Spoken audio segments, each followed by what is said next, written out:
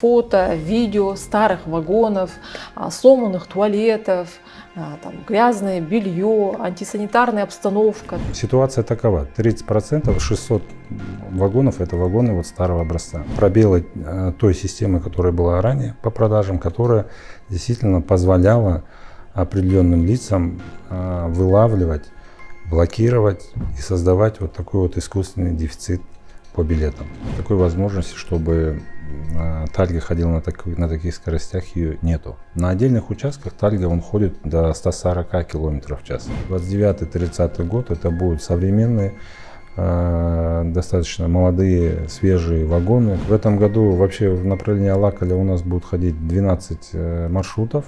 Из 12 это 8 маршрутов, которые мы дополнительно открыли. Что-то там российскими похоже. Это получается то, что ЗИК-100 будет производить, это опять вот эти советские поезда будут? Это уже специфика и природа вот нашей страны. Есть и жалобы на то, что мы внедрили женские вагоны. И жалуются мужчины. Продажа билетами занималась компания Алии Назарбаевой, да, потом вы вот этот поставщика сменили, да? Этот вопрос уже закрыт.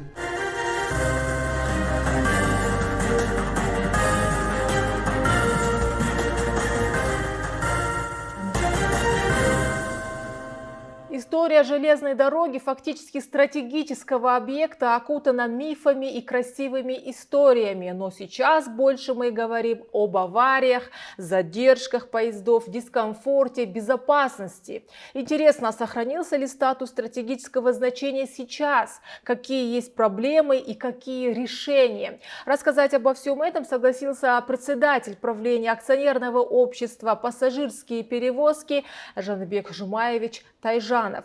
Жанбек Жумаевич, добро пожаловать на площадку Улусмедиа. Постоянно вот в социальных сетях и СМИ часто публикуются это фото, видео старых вагонов, сломанных туалетов, там, грязное белье, антисанитарная обстановка, да, и постоянно вот пишут, что КТЖ вводит население в заблуждение, утверждая, что поезда частных это перевозчиков, что КТЖ это отношения не имеет. А насколько велика разница на самом деле, да?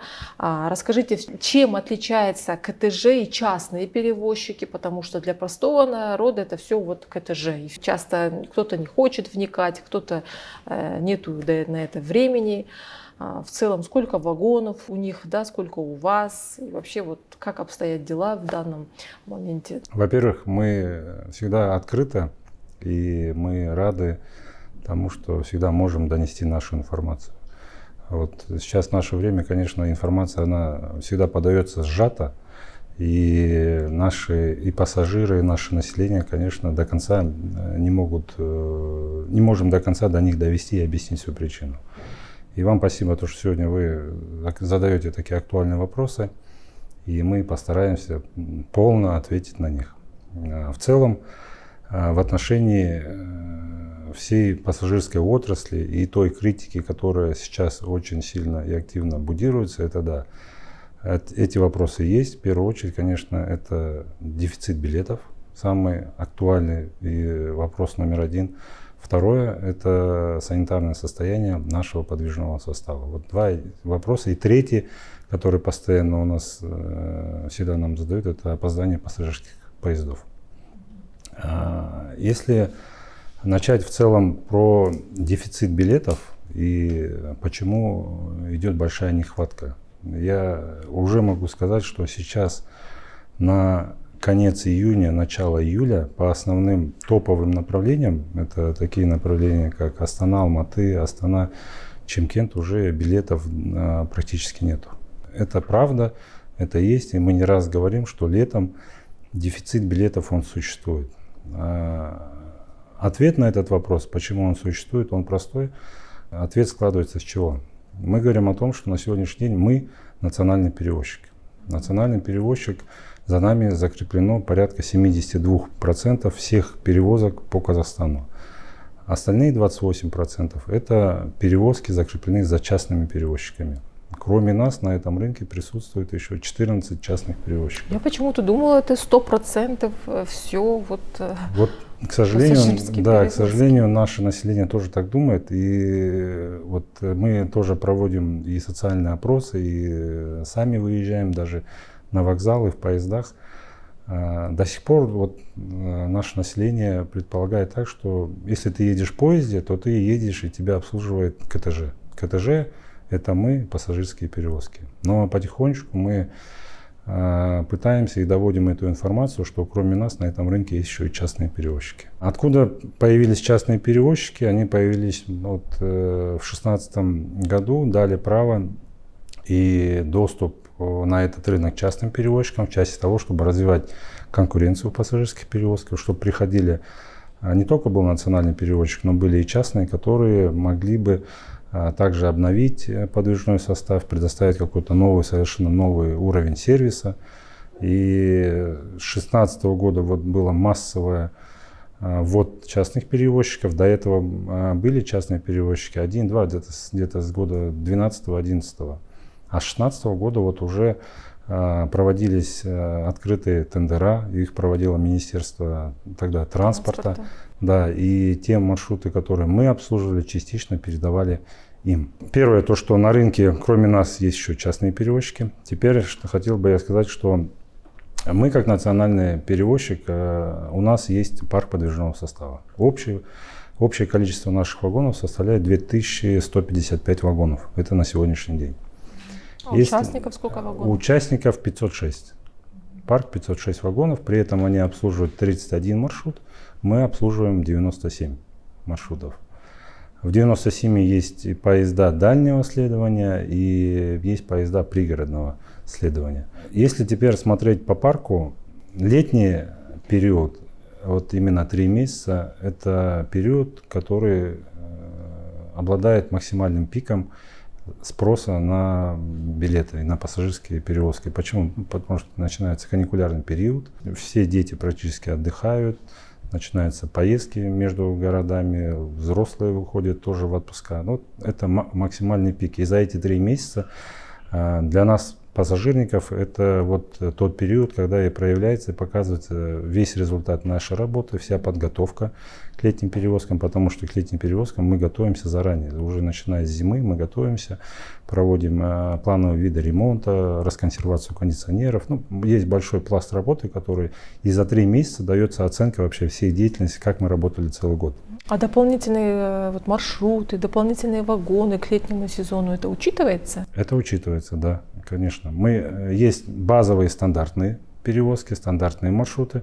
Кроме этого, по мере того, когда мы видим, если брать закономерно из года в год, мы уже предполагаем и знаем, где, на каких промежутках где будет спрос повышаться, где будет не хватать. И на эти направления мы назначаем дополнительные поезда, либо осуществляем прицепку дополнительных вагонов к основным маршрутам. Это вот вы делаете или это частники делают? Это мы делаем. По большей части частники, они не цепляют дополнительные вагоны, потому что для них это больше расходов. Мы, как национальный перевозчик, мы всегда пытаемся удовлетворить полный спрос. И нагрузка, конечно, идет большую часть на нас. Частный перевозчик, он возит вагоны, я вот там грубо говорю, мы же говорили о том, что все перевозки, они субсидируются, датируются государством, практически все перевозки. И частных перевозчиков тоже. Они тоже государство их субсидию тоже получает, субсидия, да? от государства получает субсидии. Но когда государство дает субсидию, оно дает на определенное количество вагонов. То есть это называется ядро. Стандартное ядро, то есть количество от 10 до 12-15 вагонов. И это количество вагонов, которые субсидирует государство. И частные перевозчики зачастую только возят в пределах этого установленного количества вагонов. Мы же национальный перевозчик, мы стараемся наоборот больше добавлять вагонов, подключать весь наш парк максимально для того, чтобы вывести пассажиров. И, конечно, мы несем расходы по этим вещам, но большую часть основной нам за счет самого генерального КТЖ нацкомпании, она часть возмещается. А вот эти сломанные туалеты, антисанитарная обстановка, это в частных или это все-таки... Вот я сейчас вам сама отвечу на этот вопрос. Я, можно, продолжу. В целом, Мы хотели о чем сказать, и чтобы все должны понимать. Наш парк 2157 вагонов. Если его разделить, в целом у нас 45% парка, это порядка 1100 вагонов, это вагоны, у которых возраст от 1 года до 11 лет. То есть это считается очень молодой, да, новый, очень молодой, хороший подвижной состав. Это вот возраст. 30% парка, это порядка 600 вагонов, это вагоны, которые были построены в 80-х, 90-х годах. Это порядка 580-600 вагонов.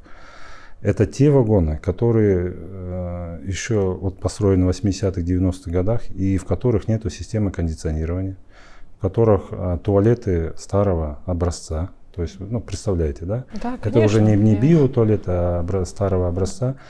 И эти вагоны, они уже конструкционно с завода-изготовителя выходили без какой-либо системы кондиционирования. В советское время, если вы знаете, помните, наверное, ездили, не было кондиционеров. Я знаю. Кондиционеров в вагонах не было. И не было критики в отношении. Сейчас, конечно... Уже не было гаджетов, не было соцсетей. Да, сейчас время, конечно, меняется. Требовательность от наших пассажиров, она вырастает.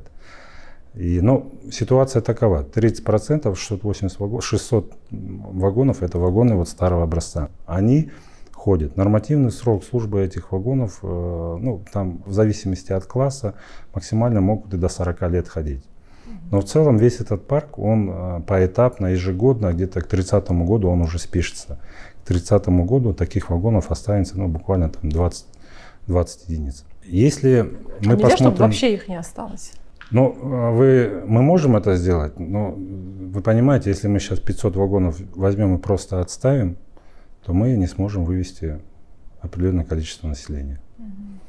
Мы по этим вагонам что делаем? Мы стараемся такие вагоны подбирать маршруты и отправлять, например, в ночной рейс, ночью. Либо в те регионы, где не на юг, да, где прохладно. Мы стараемся регулировать так. Однако зачастую, когда действительно спрос очень большой, приходится иногда какие-то вагоны отправлять и в те регионы, откуда, я имею в виду в те регионы, где с юга, либо там с запада. При этом эти вагоны мы также готовим к лету. Большая проблема раньше была в том, что как вы знаете, там протекали окна, бежала вода с окон. То есть эти моменты мы устраняем, и эти вагоны где-то ходят, но ходят уже с естественной вентиляцией, то есть с открытыми форточками. Теперь, если мы говорим про парк частных перевозчиков, я вам сказал, 506 вагонов. Из 506 вагонов 74% из 506 это вагоны, которые как наши старые. Это возраст от 20 и 28 лет и выше. Это почти 400 вагонов. Это почти, 400 вагонов. А новых вагонов у них где-то порядка 12%. Вот такая разница между ними и нами. Теперь в отношении того, что вы сказали, критика идет по туалетам, по тараканам, санитарным условиям. Такие моменты у нас тоже есть. Я не исключаю, но в нашей ситуации они практически единичные. По нашему анализу, который мы ведем постоянно и по соцсетям, по внешним информационным, даже если посмотреть за прошлый год, вся критика, это были большие такие выкладки в СМИ о том, что тараканы, туалеты, вода бежит, но большая часть была это по частным перевозчикам. За частными перевозчиками мы контроль не ведем. Потому что за частными перевозчиками ведет контроль министерства. Так как министерство... Комитет, да? Да, комитет. И договора заключены на перевозку с министерством. Это долгосрочные договора. И весь контроль за их деятельностью осуществляется министерством. По-хорошему должна быть техническая спецификация, чистота. Нет, контроль. Эти все моменты есть. Есть нормативные документы, есть правила перевозок, есть стандарты, как должны оказываться услуги для населения, для пассажиров. Это все есть. Но, конечно, их нужно контролировать. И за этим ведет контроль уже министерство. Я не могу комментировать за них, какую они работу проводят, но факт есть факт. И мы говорим о том, что мы у себя эту работу ведем. У нас есть специальные службы, который проверяет. Мы сами внутри нашей компании служба, которая проверки осуществляет. Еще есть внешняя служба, которая нам не подчиняется, к нам не относится. Эта служба расположена уже в центральном аппарате АО НККТЖ, которая постоянно тоже выезжает. Это мобильная мониторинговая группа. Они имеют право на любой стоянке, в любом городе, зайти в любой наш поезд и проводить проверку в части провоза безбилетного пассажира, провоза груза багажа, неудовлетворительного состояния вагонов. И эти все жалобы, они даже у нас напрямую поступают президенту нашей компании. То есть этот вопрос, он даже и президент компании постоянно держит на контроле. То есть у нас контроль за этим, за всем предоставлением всеми сервисными услугами, он не только у нас внутри как отдельной АО компании, но он еще и контролируется внешне. Также нас и контролирует и Министерство транспорта. Периодически оно выезжает, тоже проводит эти проверки. А проблема до сих пор, есть безбилетников? Я просто сейчас вспомнила, пока вы мне все это рассказываете, я все свое детство вспомнила, что мы все время Шетского района, с поселка НЛД до Караганды всегда добирались на поезде и постоянно, без билета, мы постоянно ездили. Не знаю, мне кажется, в то время люди были другие. У нас всегда было жарко, летом. Как-то все теснятся, все сидят, и никто никуда не жаловался. Раньше ездили, открывали форточки. Главное для нас было доехать, главное для нас было, чтобы эти проводники нас не выгнали с вагона, и мы как-то все ездили. Но давайте с безбилетников. До 2019 года эта проблема существовала, она была массовая. 2019 где-то до 2021 года. С 2019 года пассажирские перевозки внедрила новую систему продаж. Сейчас, на сегодняшний день, если брать итоги прошлого года, продажи проездных билетов порядка 79% происходит онлайн. Онлайн. Это 79% либо через нашу национальную систему покупают, через наш сайт Билеты Railways, либо покупают, большая часть это Каспий. Через Каспий удобное приложение, большая часть покупают там. Оставшаяся часть до сих пор покупает билеты через кассы. В билетных кассах есть и кассы национального перевозчика, есть и частные кассы. Теперь с вводом этой новой системы национальной, она дала возможность закрыть пробелы той системы, которая была ранее по продажам, которая действительно позволяла определенным лицам вылавливать, блокировать и создавать такой искусственный дефицит по билетам. Потом, вылавливая этот билет, они его перепродавали, отдавали, получается, пассажирам и отправляли. На сегодняшний день все эти возможности, они уже закрыты. Даже на законодательном уровне мы добились того, что в административный кодекс внедрили штраф за перепродажу билета. Этот штраф от 100 до 200 МРП. И за первый случай, если повторно получается, там от 250 даже до 500 МРП штраф за то, что это делается. И на сегодняшний день, таковой, как было это раньше, никаких перекупщиков их нет. Есть отдельные моменты, отдельные кейсы, которые прослеживаются, иногда выскакивают, бывают. Это где на вокзалах ходят такого рода помогайки. Что они делают? Они, получается, заранее покупают билет.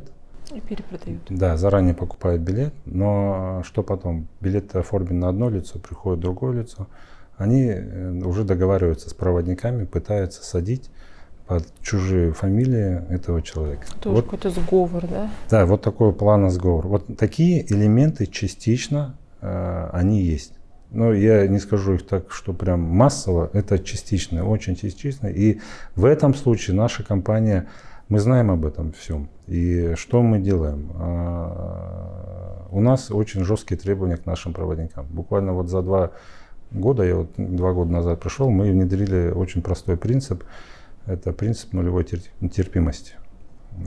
Если в процессе своей деятельности проводник, мы его выявляем, либо ловим с тем, что он какого-то безбилетного пассажира провозит, либо взял с собой какой-то неоформленный грузобагаж, у нас подход один.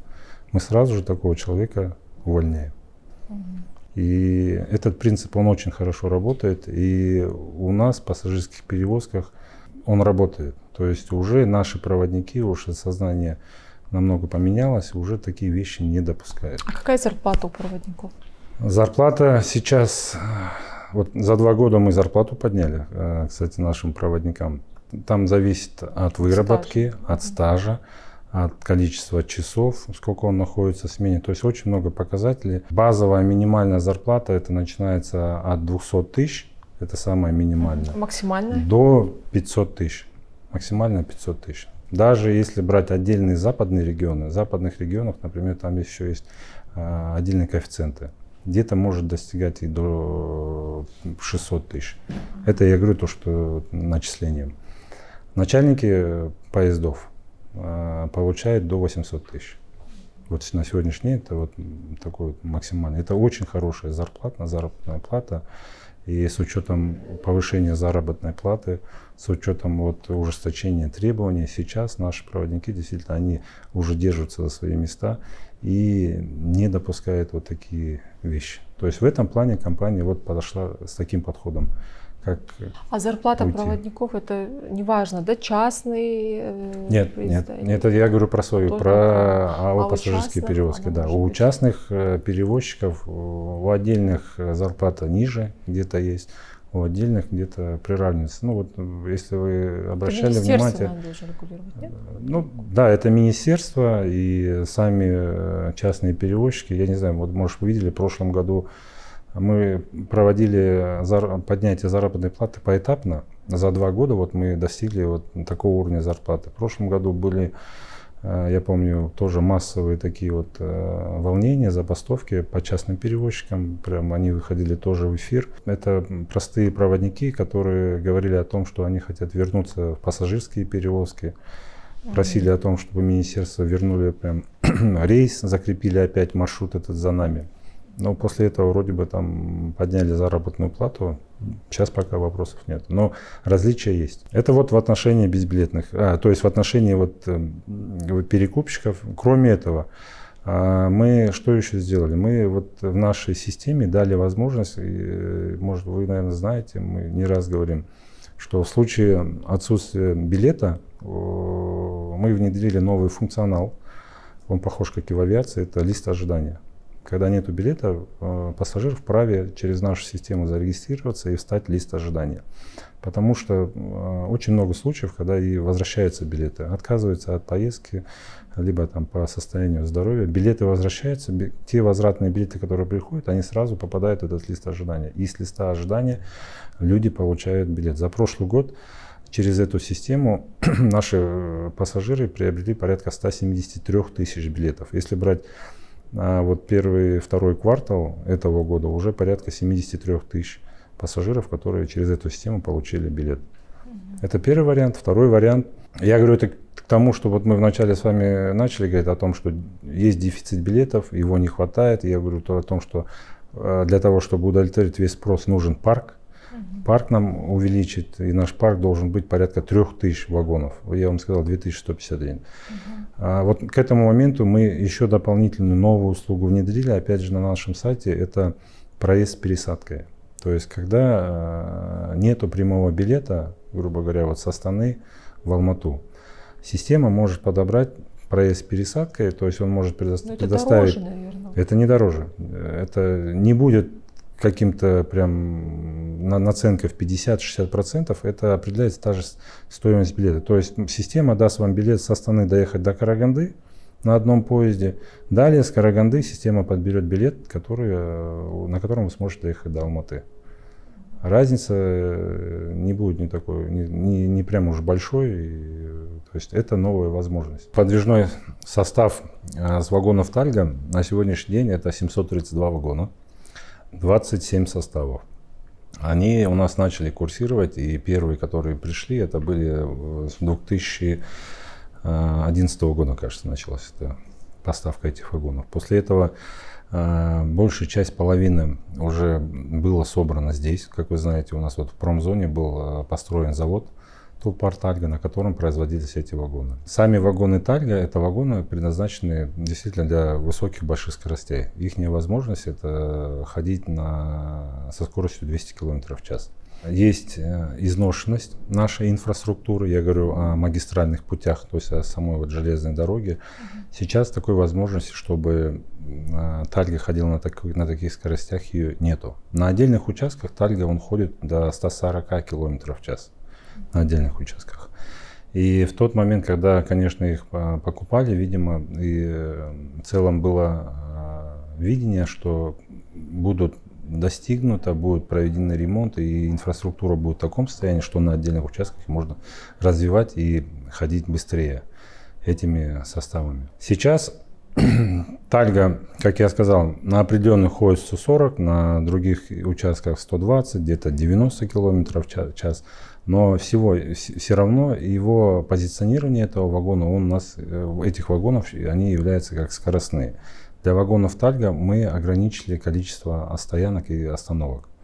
То есть, если брать, например, поезда Тальга, которые идут со Астаны в Чимкент, в Алмату, они производят всего лишь 3 остановки. А почему? Для того, чтобы максимально и быстрее их вывести. Тальга по скорости они идут быстрее, чем обычные стандартные поезда.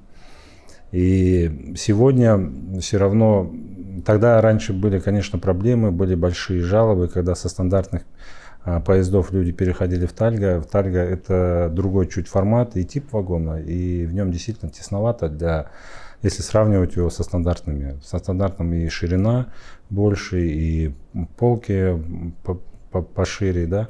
Но были такие неудобства. Со временем, после эксплуатации, народ уже наш привык. И сегодня даже по запросу местных исполнительных органов, акиматов, просят в определенные города именно Тальга запустить. То есть Тальга сейчас считается как вагоном намного лучше стандартных. При этом компания ведет работу по обновлению пассажирского парка. Мы закупаем новые вагоны, но сейчас мы закупаем уже вагоны образца стандартных вагонов. Второе, что по Тальга, конечно, он скоростной. В Тальга есть уже и вагон-ресторан, который обслуживает. Но у Тальга есть проблема, что его провозная емкость, она меньше, чем стандартных вагонов. Если мы берем стандартный вагон, в стандартном вагоне у нас 9 купе по 36 мест, а в Тальга купе всего лишь 18. Если брать сам состав, Тальга в зависимости от количества вагонов, он перевозит от 270 до 450 пассажиров. Если мы берем стандартные вагоны, то стандартными вагонами за один рейс мы можем вывести 900 пассажиров. То есть у нас есть и плацкартные вагоны, которые вмещают по 56 человек, и обычные купейные. На сегодняшний день Тальга в 2022 году произвел и выпустил последние 22 вагона. В 2023 году мы подписали большой контракт с компанией Stadler. Это была работа, начата еще немцами. Был объявлен большой международный конкурс в целом на обновление подвижного состава, приобретение. И условиями этого большого конкурса также было предложение о том, чтобы завод Тальга приобрести, модернизировать, если в случае какой будет победитель. По итогам этого международного конкурса в нем участвовали китайские компании, участвовали швейцарская компания Stadler, участвовала российская компания, 2 российские компании ТВЗ. По итогам этого конкурса выиграла компания Stadler швейцарская, так как она дала хорошее высокотехнологическое решение, по которому признали их победителей. И сегодня в этой сделке было предусмотрено, что эта компания она выкупит завод Тулпар Тальга. И в 2023 году сейчас Тулпар Тальга он принадлежит компании Stadler. И на базе этого завода уже будут выпускаться новые вагоны по швейцарской технологии. Это будут вагоны Stadler. Вот такая судьба. Пока эти 732 вагона, они есть. Мы их обслуживаем, ездим. И они у нас будут ходить до 2040 года по сроку службы.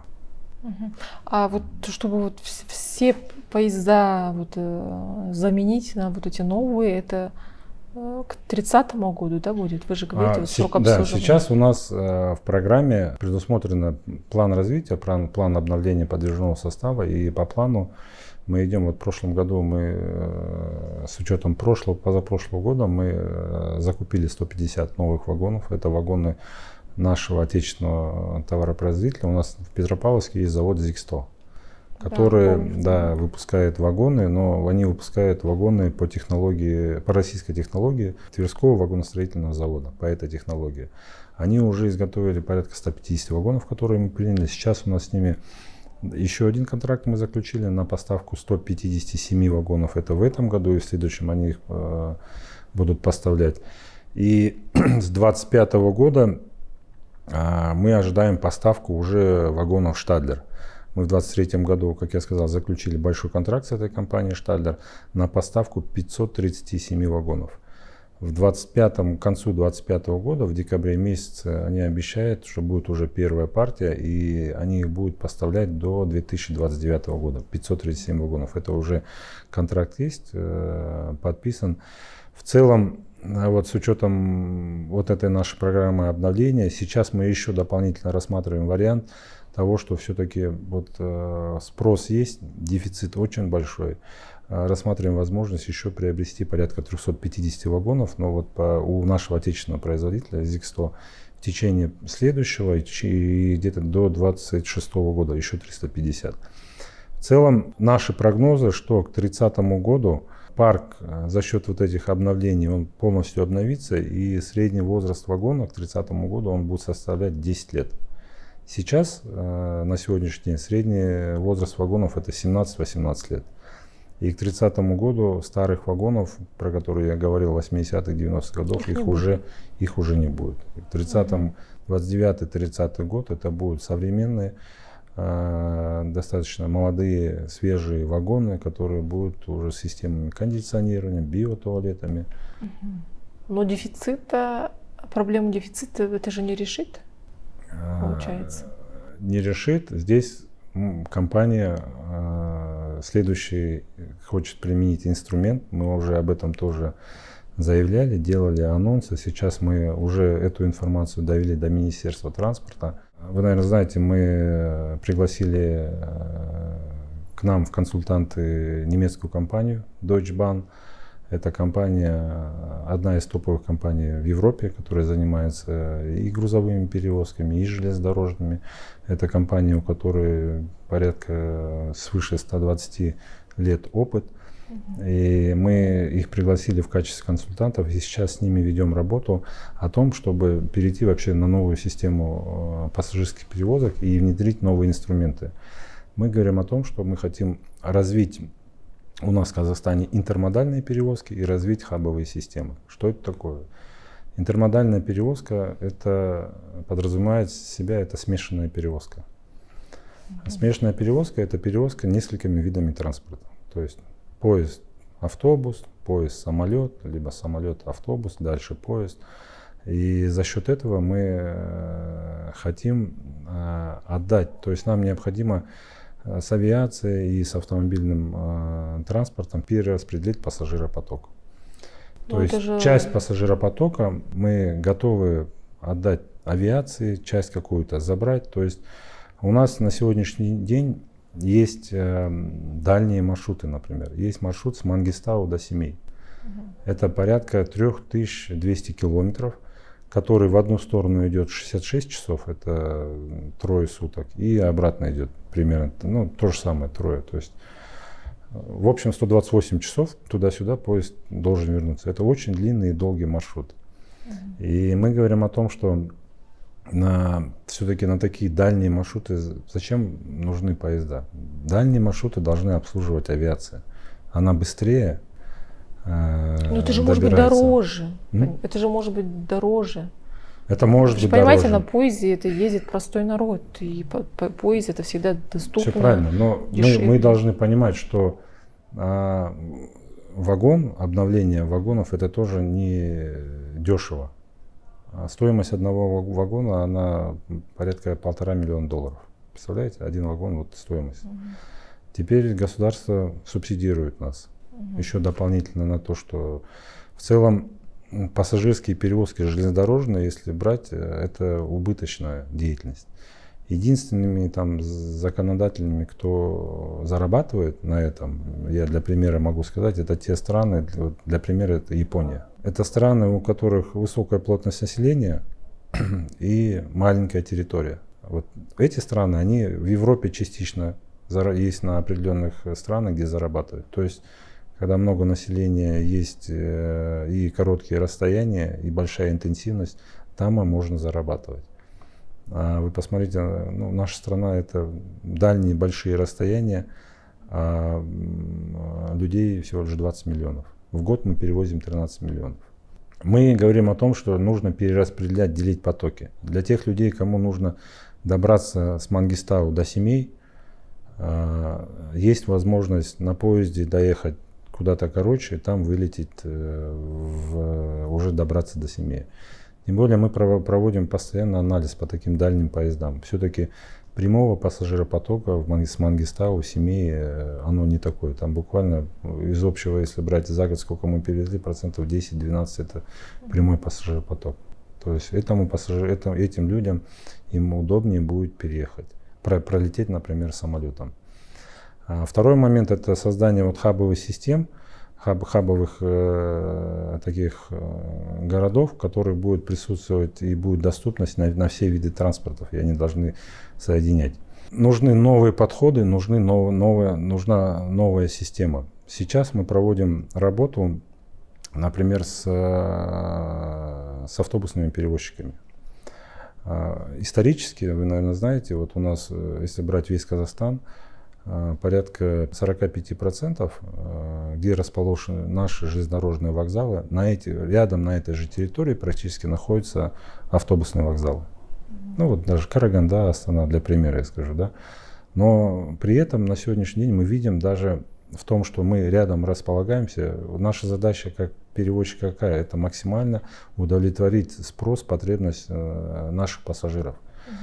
Мы говорим о том, что мы и так рядом расположены, но давайте хотя бы начнем с простых вещей, хотя бы сопоставим наше расписание, чтобы пассажир, приехавший там, вот, ну, грубо говоря, с Талапкера, либо там ближайших там 100-километровой зоны на автобусе, который приезжает там на автовокзал, либо даже с Караганды, кто приехал по автобусам к нам в Астану, он имел возможность в течение 30-40 минут, как он вышел, сразу пойти и пересесть на поезд. И поездом дальше уехать, там, грубо говоря, в Алмату. Вот мы говорим, давайте начнем с того, чтобы хотя бы мы выстроим наше расписание. Это очень удобно для наших пассажиров. Но, к сожалению, конечно, этим никто не занимался, и эта работа уже она потеряла такую актуальность. А раньше, в советское время, даже вернуться туда, все было четко. И к этому мы в будущем хотим уже и подвязать авиацию. Сейчас... Чтобы была какая-то взаимосвязь. Да, была взаимосвязь. Самое главное это предоставить для максимальное удобство для пассажира, чтобы наш пассажир он был мобильным. Чтобы он, приехав в столицу, он не сидел сутки и не ждал другого поезда, либо самолета, чтобы дальше улететь. Максимально сократить это время. И вот интермодальные перевозки, хабовая система, вот это те новые вызовы для нас, и для министерства, и для всех вот видов транспорта. Эту концепцию мы уже разработали, сейчас отдали Министерству транспорта. В целом министерство оно поддержало, и сейчас идет вот поэтапная работа. Я думаю, за 3 года, если благодаря министерству оно поддержит действительно нас в этом отношении, мы сможем двинуться. Просто сама суть этой системы, сама суть вот этих новых предложений, она действительно, она просто перераспределит пассажиропоток между нами всеми. И, возможно, нам не нужно будет иметь парк порядка 3000 вагонов, о котором я сейчас говорю, что нам не хватает. Может быть, мы обойдемся и тем парком, который сейчас есть. Для автобуса еще и дороги должны быть. Это все так взаимосвязано. Это все взаимосвязано. Но вот живой простой пример. У нас Алакаль, туристический сезон. Вот на протяжении последних 3 лет мы ведем прям активную работу с нашими туристическими агентствами, туроператорами, Национальная палата Атамикен, Казах туризм. Каждый год Алакаль — это такое направление, оно тоже очень короткое, буквально 2,5 месяца, когда посещают люди. Но мы эту работу начинаем вести уже с зимы. Мы собираем всех вот, причастных, обсуждаем, какие есть проблемы в части того, что необходимо, чем помочь и где как создать какие-то условия. И в этом году мы видим, что пассажиропоток прогнозируем порядка 270 тысяч человек. Это у нас. За лето. За лето мы планируем перевести именно нашим пассажирским поездом. Если вернуться на 4 года назад, то этот пассажиропоток, он вырос в 2 раза. Да, потому что очень актуально. И при том, что мы предоставляем условия для наших пассажиров, здесь вопрос стоит в том, что на сегодняшний день уже на Алакаль есть дорога. Ее достроили, например, с Алматы. В этом году авиация уже будет работать стабильно. Вот буквально 2 дня назад было тоже большое совещание Министерства транспорта. Авиаторы уже доложили о том, что будут дополнительные рейсы в сторону Алакаля. И, то есть и в авиации, и в автомобильном, и у нас спрос идет. То есть народ все равно возрастает спрос туда, на то направление. Но самое главное, здесь никто не может четко оценить, какой будет поток. И вот мы говорим о том, что надо заранее планировать и надо заранее распределять. Ну, это вот для людей это тяжело. Да, видите, это же вот основной такой платежеспособный, они улетают там в Турцию, туда-сюда. А Алакаль — это вот я же говорю, простой народ, который вот получил отпускной, каникулы, детьми едут хотя бы там отдохнуть, поэтому. А в этом году вы открываете, да, дополнительные направления? Да, в этом году. Тот же объем остается? Нет, в этом году мы увеличили. В этом году вообще в направлении Алакаля у нас будут ходить 12 маршрутов. Из 12 это 8 маршрутов, которые мы дополнительно открыли. Плюс в этом году, вот, с учетом тех проблем, которые были в прошлом и до этого, были большие просьбы с Кызылорды сделать прямой маршрут. Мы сделали с Кызылорды прям до Алакаля. Это будет беспересадочные вагоны, которые с Кызылорды будут выходить, потом перецеплять их к другим поездам и отправлять. Нету необходимости пассажирам выходить, ждать, они будут находиться в поезде и дальше проходить. И самое, что основное, в этом году на озеро Алакаль 100% все вагоны будут с системой кондиционирования. То есть мы на этом, это была одна из таких тревожных вещей, которые постоянно озвучивали и пассажиры, и операторы. В этом году мы подобрали составы. Конечно, мне импонирует то, что вы работаете с немецкими партнерами, а не российскими, да, потому что у нас, тоже есть, да, вот эти моменты некоторые. Но в любом случае нанимать консультантов — это дорогое удовольствие. Насколько нам эта идея обходится сейчас? Во-первых... Уж немцы-то бесплатно ничего не будут делать, у них это все очень дорого стоит. Бесплатно никто не будет работать. Про сумму и оплату я, к сожалению, не могу вам сказать, так как у нас гражданско-правовой договор и есть обязательства перед немецкой стороной, озвучивать такие вещи мы не можем. Но я вам хочу... Примерно, сколько нельзя сказать. Да, даже примерно. Но я вам хочу... много было вопросов в части того, что немцы к нам пришли уже 2-й раз. Ранее немцы, у нас была первая фаза, были заключены контракты, уже немцы нам помогали. Это было с 2019 по 2022 год. Это был 3-годичный контракт. Тогда была структура вообще самой сделки, была то, что немцы приходили прямо в управление. И тогда компанией руководил сам немец.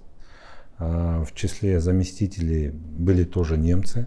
То есть они уже сидели в штате и руководили. При этом та фаза и тот контракт, который они работали, по итогам этого контракта, благодаря немцам, мы получили экономический эффект. То есть этот эффект составил порядка 12 миллиардов тенге. А как этот эффект вы считали? просчитан этот эффект, и за счет- этот эффект, это который живой, который мы получили, порядка 12 миллиардов, и есть эффект, который с каждым годом он еще идет. То есть он не закончился одним разом, он распространяется даже на следующие вещи. Теперь в новой модели конструкции, которые вот новые взаимоотношения, наши с ними отношения, здесь немцы уже не на позициях руководителей, не в штате. Здесь мы с немцами заключили контракт на предоставление уже консалтинговых услуг. То есть есть конкретные немцы- требования. да, Если в да. прошлый раз не было каких-то конкретных КПД, то сейчас Да, это сейчас, нет, в прошлый раз тоже были КПД, и вот я говорю, их КПД, которые вот и вся работа, которая была проведена ими, она принесла вот такой эффект порядка 12 миллиардов. Сейчас они работают в части вот как консультанты. Они задействованы у нас по нескольким направлениям. Основное направление — это вот создание у нас новой маршрутной сети и создание вот этих интермодальных хабовых перевозок. Почему они? Потому что у них есть очень большой опыт в развитии вот этих вещей. Как вы знаете, в Германии и в Европе это уже давно развито, и эти перевозки, они есть. Второе, они у нас работают по блоку сервиса, части улучшения сервиса, по блоку маркетинга и частично работают в части вот экономии и какой-то оптимизации в производственной части. Вот основные 4 направления, по которым немцы нам оказывают консультационные услуги. А сколько это будет длиться их консультация? Это 3 года. 3 года. 3 года, Через да. За 3 3 года года будет какой эффект? Вот что вы ожидаете от них? Мы через 3 года ожидаем, что компания должна трансформироваться, выйти уже на новый уровень.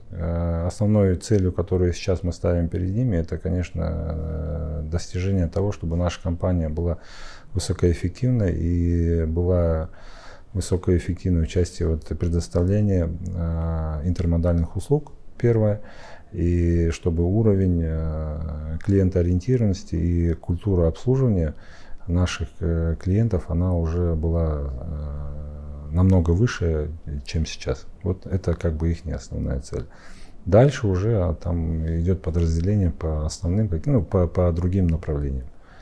Вот это основная задача. Мы ждем этого, и сейчас очень плотно с немцами работаем. Есть очень много хороших предложений от немцев, которые мы обсуждаем и хотим воплотить уже нашу реальность. Но это решит вопрос, вот как вот мы сейчас говорили, это дефицит билетов, там нехватка вагонов, вот эти проблемы, и они задействованы? Мы видим, что, вот я еще раз говорю, то, что мы видим, что один из выходов в решении проблемы с дефицитом билетов, с поднятием уровня сервиса у нас, это вот те новые подходы и тот мировой опыт, которые немцы могут принести нам, показать и уже внедрить здесь.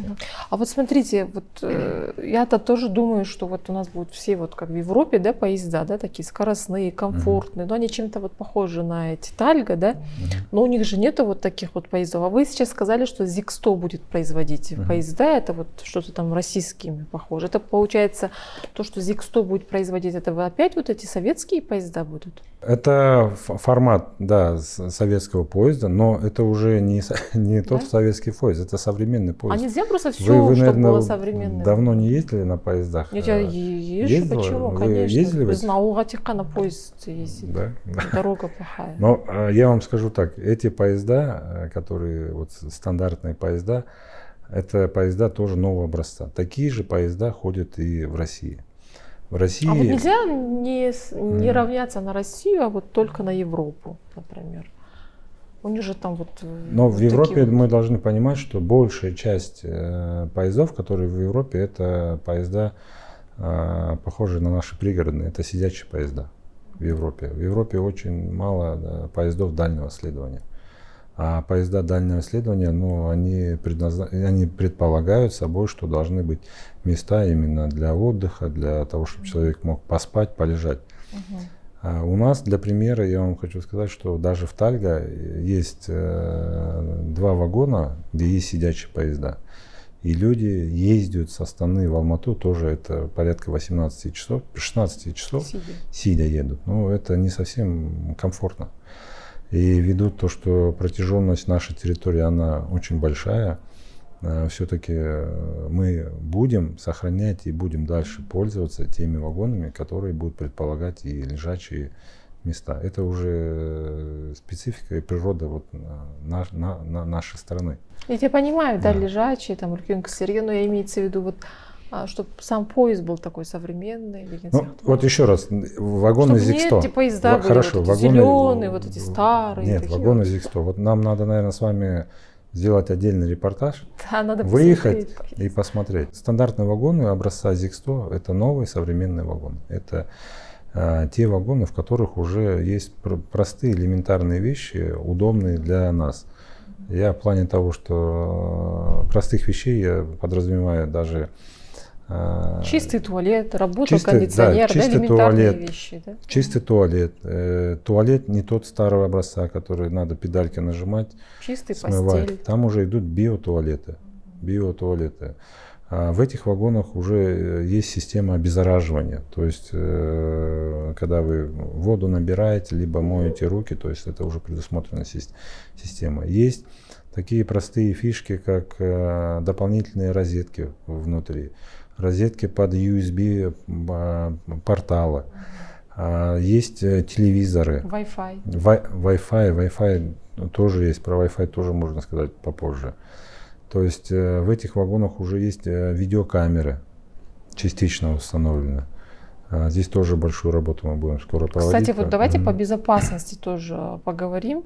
Я помню, как-то вот тоже вот это было прям так вот запускаются там женские поезда, женские вагоны, да, вот как там в Дубае, да, везде есть, да, в метро везде женские вагоны есть. Вот, а потом это все вот реализовалось, есть, да, существуют эти женские вагоны. Во всех маршрутах она есть. Вообще, как обстоит дела вот по безопасности пассажиров? Давайте сначала женских, да, потом на безопасность. Сейчас же эта тема модная. Женские, модные.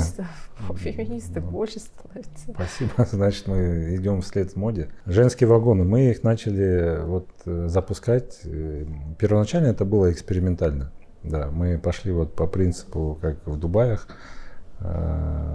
запустили один вагон. Он начал потихонечку набирать популярность. Прям были обращения, нам сюда писали в центральный аппарат и в целом по линии. И вот за 3 года мы, получается, вот потихонечку ежегодно мы выставляли. В прошлом году это было 5 вагонов. В этом году на летней перевозке мы еще добавили 3 вагона. По одному вагону в 3 направлениях. Сейчас на 8 маршрутах ходит по одному вагону именно женский вагон. 8 маршрутах. А во всех маршрутах нельзя сделать? Вот у вас же 31 маршрут. Ну, 8. Мы спрос планомерно, растет? мы вводим это планомерно. Мы проводим опросы, то есть мы смотрим респондентов, где по каким маршрутам, где вот больше идет спрос на эти маршруты. В этом году сейчас мы на 3 новых направлениях уже внедрили. А по умолчанию, чтобы во всех маршрутах все-таки будет женский вагон, можно на это рассчитывать? Можно, мы этого тоже хотим, но мы не хотим так быстро это внедрять. Вы просто сейчас, наверное, вы сейчас, наверное, мне не поверите, но я вам скажу честно, есть и жалобы на то, что мы внедрили женские вагоны. И жалуются мужчины. Почему? Вот пишут прям такие интересные письма. Мне стыдно, да, но действительно жалуются, но почему нельзя мужчинам, вроде бы понятные стандартные вещи, но есть. То есть разный пассажир, разное мнение. Большинство за женщин. Нет, большинство за женщин, да, но есть такое. Есть, конечно, моменты того, что сейчас мы принципы и правила внедрили того, что в женские вагоны допускается там, лица мужского пола только до 7 лет, дети. Кто-то просит, нет, давайте вот до 13, до 14, до 15, до 18, пускай это же молодежь, еще они школьники. Ну, здесь вот. То есть мы хотим сейчас более взвешенно, аккуратно подходить к этому вопросу. Со временем, да, мы надеемся на то, чтобы, конечно, в каждом маршруте у нас были такие вагоны, да, но пока мы не сильно торпедируем это и не сильно это делаем. Но это будет, да? Но это будет. На сегодняшний день в женском вагоне проводники женщины, которые обслуживают, и есть строгий запрет, что лица мужского пола ограничение по возрасту до 7 лет. То есть мамочка может проехать с ребенком, если это мальчик, то только до 7 лет. Вот такие условия. Это в части этого. Теперь в отношении безопасности. Тоже хороший вопрос. И здесь что хотела сказать. Что в целом компания, в первую очередь для компании при перевозке пассажира, это обеспечить безопасность самого пассажира. Второе, это довести до точки. Очень много случаев происходит в части нарушений безопасности. Конечно, на первом месте, если брать, вот у нас, если за прошлый год смотреть, порядка 833 случаев, когда мы вынуждены были там вызывать скорую помощь, ну, по состоянию ухудшения состояния самих же пассажиров. Зачастую пассажиры, сами не подозревая или там, не отдавая должное, выезжают поезда, когда уже болеют, либо есть отдельный момент. Порядка 300 пассажиров, которых мы сняли с поездов. Сняли с поездов за деструктивное поведение, за дебоширство. Это за год, да? Это за прошлый год, да. Вот такие факты есть. Что теперь в части безопасности? На этот случай есть у нас четкие инструкции. У каждого проводника есть четкая инструкция, что он должен делать при возникновении таких ситуаций. Это первое. То есть на месте первый, кто помогает там, и пытается предотвратить, это наш проводник, начальник поезда. Медицинскую помощь тоже могут. В том числе и медицинскую помощь. Я вам для примера скажу, за 3 года в наших поездах родилось 14 малышей. И 14 малышей роды приняли наши проводники. А у вас большинство проводников мужчины или женщины? 70 на 30. 70 мужчины, 30 женщины. Вот сейчас такое идет. В самих поездах сопровождают, едут силовые службы, это линейная полиция. Есть, вы знаете, ДВД на транспорте, у них есть линейная служба, которая тоже едет в поезде. Они где-то постоянно на каких-то маршрутах, на каких-то маршрутах они просто меняются, пересаживаются с одного маршрута на другой. То есть они есть, они постоянно двигаются. Третье. В случае возникновения какого-то такого вот момента, даже в части дебоширов, мы всегда на первой же остановке, на каждом практически остановке, на каждой станции есть, опять же, вот линейная полиция. Мы можем заранее оповещать, они заходят в рейс и уже дальше там принимают меры. Вот с этой части как бы за безопасностью мы постоянно следим. И не только мы сами, но и есть и вот силовые структуры, которые нас рядом с нами всегда постоянно. Смотрят, да? А вообще есть проблема в кадрах? Вот машинисты, там кто еще, проводники. Вообще в целом, как у нас это молодые относительно, или это все-таки такой старый кадр? Вот у нас на сегодняшний день в штате АО «Пассажирские перевозки» работает порядка 11 тысяч человек. Из них 5 тысяч человек – это вот проводники. Вся остальная часть – это у нас же мы не только занимаемся там перевозкой пассажиров, но мы следим за состоянием нашего подвижного состава. Мы проводим ремонты, подготовки. У нас есть свои депо, то есть и производственный персонал – это вот большая часть, которая находится на земле. В производственном персонале, да, есть проблемы по кадрам. Не хватает очень много слесарей, не хватает электриков, не хватает обычных простых профессий, сварщиков на местах, это вот на наших предприятиях. Части проводников, обученных, да, но таких тоже не так много, но в целом кадрового голода среди проводников его нету. Ну, еще зарплата 500 тысяч тенге. Да, при этом мы ежегодно постоянно берем на практику студентов с нашего университета КЗТК, и еще есть у нас университет железнодорожный. Летние перевозки, проводники тоже нам помогают, находятся на стажировке, на обучении. Так что вот в целом так.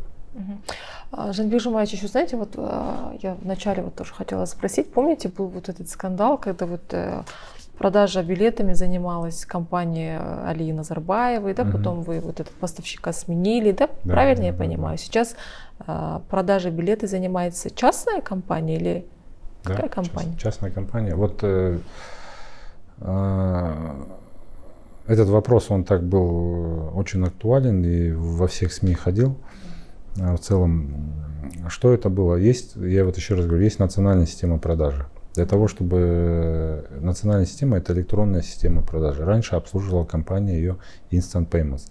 Для обслуживания этой системы они взимали порядка там, до 50 тенге, это за один билет. Эти деньги шли все именно на вот, обновление и поддержку этой системы. В прошлом году, в декабре месяце, мы уже расторгли с ними договор с этой компанией и заново эту услугу объявили в открытый тендер. По итогам открытого тендера выиграла компания ТО «Мобильный портал». Это наша казахстанская компания. В этой компании работают наши отечественные IT-специалисты. И эта компания никак не связана. А комиссия та же осталась? Комиссия нет. Там был объявлен конкурс, и конкурс был объявлен на понижение цены. Кто ниже, да? Да, на понижение цены. Вот они вышли с самым минимальным предложением, это 29 тенге. 29 тенге выиграли, все, и компания продолжает работать, развивать нашу систему продаж. Вот о чем я говорил, лист ожидания, проезд с пересадкой. Вот это все новые вещи, которые компания вот разрабатывает внедряет, да. То есть мы платим. В целом так. Этот вопрос уже закрыт. Да, я просто еще раз переуточняю. Те, которые допустили, что вот там завышенная цена, вот была 50 тенге, их никого не наказали, да? Там внутрислужебное расследование, что-то такое не было. Эти конкурса, они были намного раньше, потому что тогда эти договора, они были долгосрочные, порядка там сразу заключался на 5 лет, для того, чтобы разрабатывать, ну, это уже осталось там. И еще, Жанбек Жумаевич, знаете, вот вы сейчас сказали, что вот вы будете закупать 537 швейцарских вагонов. Ну, это огромные, наверное, деньги, да? Да. Сколько это обходится нам? Тоже не могу сказать. Почему? Почему? Потому что у нас, опять же, с компанией Штадлер вот, контракт о неразглашении суммы, нераспространении. А от вот этот Тулпара, Тальго мы полностью будем отказываться, да, получается? Тулпар все, уже производиться Тальго не будут. Те составы, которые сейчас остались, они... До 2040 года? Да, примерно 2040. Там зависит от каждого года выпуска. Там, ну, я средне говорю, где-то в 2040 году они должны будут как бы уже все уйти на списание. К тому году уже, может, и парк будет к 40-му, может, и все будут вагоны Штадлера. Я понимаю, да, того, что там, да, там в каких-то поезда старые были, да, там вентиляции нету, кондиционера нету, да, ну элементарную это чистоту можно соблюдать, да, но просто народ же заслуживает, да, даже отырып барса, да, ладно, не надо лежа, да, ехать, даже если сидя ехать, да, хочется, чтобы была чистота, чтобы там дети маленькие, да, вот почему вот до такой степени вот у нас вот, я не знаю, это сервис, это качество или это вопрос клининга, вот этот момент расширьте, это сервис, это и качество, это и даже человеческий фактор. Там наши проводники, мы ежегодно проводим для них тренинги, семинары. Обучаем наших проводников таким тренингам, как необходимо вести себя с клиентом. Проходят курсы на стрессоустойчивость, проходят курсы оказания первой медицинской помощи, проходят курсы клиентоориентированности, как себя необходимо вести.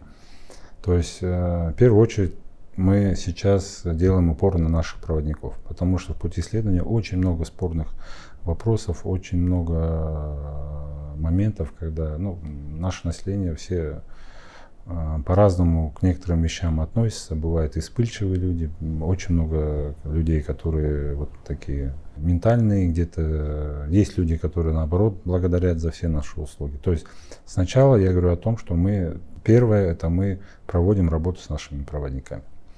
Второе, в части сервиса и клининга. Большая часть наших поездов, уборку в наших поездах мы сами не производим. Мы отдали это в аутсорсинг. Для них разработан четкий стандарт по уборке наших вагонов. В этом стандарте предусмотрено 3 этапа уборки. Первая уборка — это когда мы готовим поезд в пункте формирования перед отправлением. Идет полная чистка, мойка с парогенераторами всех вагонов. Вторая категория — это категория уборки уже в самом поезде в пути исследования. И третья категория — это отдельная категория по уборке санитарных узлов. Что происходит? У нас на сегодняшний день в поездах находится и сопровождает клининговая служба. В зависимости от количества вагонов находится то количество людей, которые должны убирать. У нас предполагается на 3 вагона 1 мойщик. Он сопровождает пути. Его обязанности входит в сутки проводить 3 раза влажную уборку. Как прохода по самому вагону, так и если пассажир потребует, в случае того, что-то разлил, рассыпал, я не знаю, там есть необходимость, он может вызвать и провести в купе уборку. 3 раза в день эту уборку проводит. Эта клининговая служба, она оснащена всеми инструментами: пылесосы, чистящие средства, тряпки. Даже подходы и требования к нашей клининговой службе, она тоже у нас регламентирована. Но это опять тоже не чья-то там компания? Нет. Это тоже открытый тендер, компания вышла, они работают. И наша клининговая служба, они строго в халатах. Есть четкое распределение по регламенту, даже вплоть до тряпок. Есть отдельные, в цветовой гамме они различаются, вот сейчас не помню, там есть для пола, для окон, для туалета, для купе, вот разные виды. И третье, обязательно то, что кроме общей этой уборки 3 раза в день, это каждый час они должны убирать туалеты. Вот если вы заметили, у нас сейчас в туалетах есть чек-листы, где каждый уборщик расписывается, подписывается, убирается. Это вот большая часть по стандартным поездам. А в поездах Тальго здесь уже сами наши проводники производят, но они тоже действуют по этому регламенту. То есть здесь у нас вот подход такой. И в случае обнаружения каких-то очень много моментов, что если где-то не убрали, где-то опять чистота, у нас есть справочная служба, есть WhatsApp-канал. В каждом поезде, в каждом вагоне есть WhatsApp номер, на который может отправить сообщение любой пассажир. В этом чате даже я сижу, постоянно слежу. В нем сидят все руководители, все причастные службы. У нас есть отдельная служба по сервису, отдельная служба по работе с клиентами, и мы пытаемся постоянно быстро эти все моменты устранить. Просто в ручном режиме, регулируете? Нет, и в случае возникновения, конечно, там зачастую наши пассажиры даже не знают о том, что есть клининговая служба, и можно пойти попросить проводника, чтобы ему в купе его убрали, либо там что-то. Там даже элементарно, чтобы мыло было, туалетная бумага, салфетки. И эта же клининговая служба, она следит за обеспечением туалетной бумаги в дозаторах жидкого мыла. То есть вот это наш подход. И сейчас эта работа идет. По этим частным это вопрос другой, получается. А нельзя как-то в поездах это как-то, чтобы люди сразу отличали, что это они чем-то отличаются, эти частные поезда от национальных? Да, мы сейчас, кстати, правильный вопрос. Мы проводим сейчас работу вместе с немцами по ребрендингу. Мы хотим уже ввести новый формат одежды, поменять цветовую гамму наших проводников. Мы же знаем, Эйростана, как выглядит, там Флай, как правильно, потому что частные перевозчики, они все-таки, ихняя форма одежды, она похожа на нашу. И, им удобнее, может быть, наверное, так. Смотрите, теперь вот на Алаколь вы сказали, запустили маршруты, аж до Кызылорды запустят, но все же есть и другие курортные зоны, да, куда бы хотелось бы, чтобы простые люди, население, наши граждане, да, особенно сейчас во время отпусков, во время каникул, это было тоже доступно. Возможно, есть еще какие-то новые маршруты, которые вот по курортным зонам, чтобы населению было доступно в целом. Ну, постоянно мы почему-то часто говорим о развитии туризма, да, но мы забываем вот дороги, ЖД дороги, да, как люди будут добираться, потому что летать на самолете это очень дорогое удовольствие в наше время. Ну, вот я, когда говорил про Алаколь, мы в целом работу проводим и вот с нашими казахтуризмом, и мы буквально вот когда в прошлом году вообще просто смотрели анализ. У казахтуризма есть топ-10 туристических направлений по Казахстану. И в целом, если брать нашу железнодорожную сеть, наши все поезда покрывают эти топ-10, то есть возможность нашими поездами доехать. При этом мы, конечно, делаем акценты, и акцент в первую очередь это Алаколь, потому что он для нас, как для пассажирников, мы видим постоянный спрос на него. Здесь мы сделаем.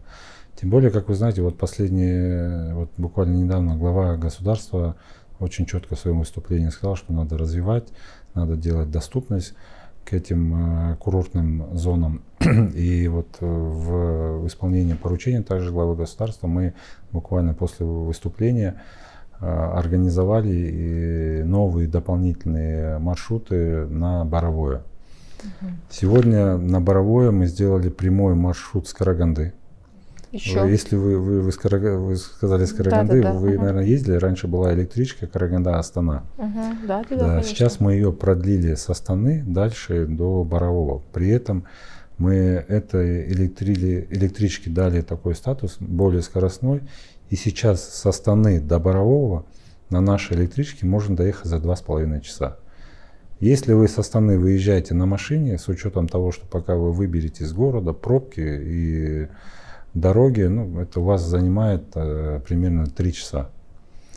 Сейчас есть возможность со старого вокзала выехать, сесть в нашу электричку, за 2,5 часа доехать до Борового. Именно на летний период мы такой маршрут организовали, он будет скоростным. До конца лета, да? До конца лета, и будет ходить 5 раз в неделю. Мы увеличили частоту тоже. Ранее они ходили чуть реже. Теперь с 24 июня будет возможность жителям города Павлодар также доехать, уже не пересаживаясь, не переходя на электричке тоже до Борового. И с 17 июня мы дополнительно открываем движение. Это уже в сторону Саул-Маколь, это Имантау-Шалкарское место, в сторону Зеренды, в это направление. То есть это вот те наши новые маршруты на лето. В отношении других городов и других направлений мы сейчас с Казахтуризмом отрабатываем, ждем от них потребность. И я думаю, что в ближайшее время что-то можем предложить новое, либо в следующем году. А вот за счет всего этого компания «Пассажирские перевозки» ничего не зарабатывает, вы убыточная компания, да, получается, да? Нету, да, прибыли? Прибыли нету, да. Нас субсидирует государство, и частично происходит кросс-субсидирование уже от головной компании за счет той прибыли, которую она зарабатывает в грузовых перевозках, они частично покрывают наши расходы. Сейчас вот про электрички сказали, тоже, да, эти электрички до сих пор, да, существуют, да, работают? Электрички существуют, ездят, конечно. Их тоже вы будете по сроку как-то Электрички, да, у нас тоже есть программа по обновлению, и вот я говорил до этого, что интермодальная перевозка, большая часть будет зависеть и от электричек, потому что, например, для того, чтобы ускорять движение дальних поездов, нам необходимо сокращать остановки. И мы для себя рассчитываем, что, например, если брать столицу в периметре порядка 200 километров от Астаны, уже не будет остановок дальних поездов. Все это направление должны будут обслуживать электрички. То есть все люди, которые живут вот, вплоть до Караганды, люди будут вынуждены, то есть, перемещаться на электричке. Дальние поезда, идущие с Алматы, уже не будут останавливаться между Карагандой и Астаной. Вот сейчас вспомнила, что вот мы вот все детство, оказывается, проездили вот в этом Екатеринбург поезд, да, вот был. Получается, у вас тоже международный, тоже, да, пассажирский поезд, это ваша компания или это российские уже перевозчики? Все верно. У нас есть и международные поезда. Международные поезда есть, у которых формирование других стран. Есть узбекские поезда, которые проходят через нас, киргизские поезда, таджикские поезда и российские.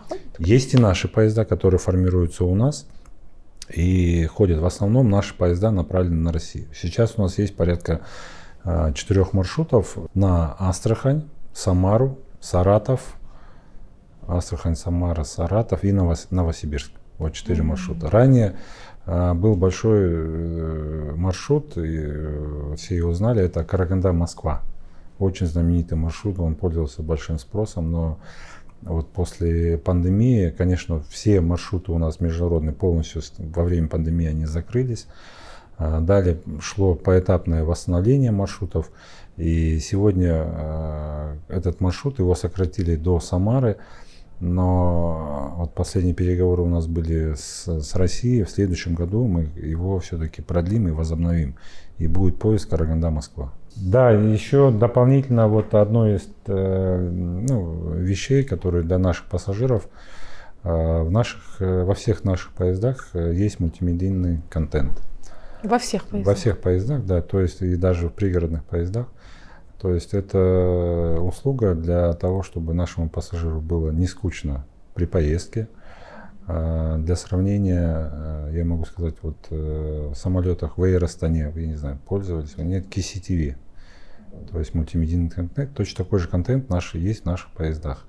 Он у нас существует с 2019 года. И компания постоянно, планомерно ведет работу по актуализации.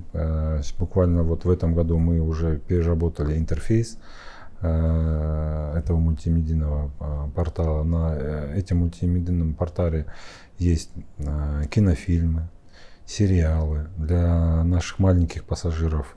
Это игры, кроссворды. Очень хороший такой портал. 50% фильмов, например, это фильмы наши отечественные, мы стараемся загружать, и 50% это фильмы на казахском языке, казахском контенте. Тоже пользуются хорошей популярностью, хорошие отзывы в этом плане. Еще можно я добавлю, вот по поводу безопасности вы говорили, что мы не хотим, что я забыл еще сказать. Сейчас в целом хотим во всех пассажирских поездах установить видеокамеры. Но пока нету видеокамер. Сейчас уже есть. Мы установили во всех вагонах ресторанов. Во всех вагонах ресторанах есть камера. И она постоянно записывает, видит. В новых вагонах, которые мы получили, там она есть, но пока нету интеграции. В поездах Тальга ее нету и во всех стандартных. Вот сейчас первым этапом мы хотим во всех поездах Тальга установить видеокамеры, потом в стандартных поездах и в целом сделать эту всю увязку.